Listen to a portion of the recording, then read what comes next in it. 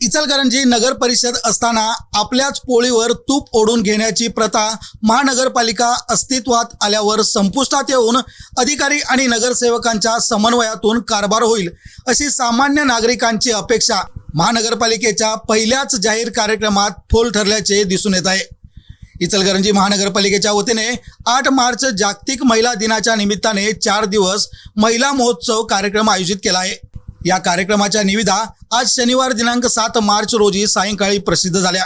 त्याप्रमाणे संबंधित निविदाधारकाकडून आज काम सुरू होणे अपेक्षित होते, परंतु निविदा प्रसिद्ध होण्याच्या अगोदरच कालपासून कामाला सुरुवात झाली होती। त्यामुळे निविदा प्रक्रिया फक्त दिखाऊ होती की काय असा सवाल नागरिकांमध्ये निर्माण झाला। ही निविदा नेक्सास इव्हेंट सांगली यांना मंजूर झाली असल्याची माहिती आहे। अशावेळी या इव्हेंट कंपनीला हाताशी धरून कार्यकर्त्यांना खुश करण्याचा प्रयत्न झाल्याची चर्चा रंगली आहे। काम कंपनीचे आणि भले पक्ष कार्यकर्त्यांचे असे धोरण वरिष्ठ नेत्यांनी राबवले आहे। कंपनीकडे महिला दिनाचा संपूर्ण इव्हेंट असला तरी पाणी, पूल, VIP जेवण, नाश्ता, स्टॉल, सत्कार समारंभ अशी कामाची वेगवेगळी विभागणी करून कोणाला कुठले काम द्यायचे हे वाटप भाजपचे कार्यकर्ते सांभाळत आहेत।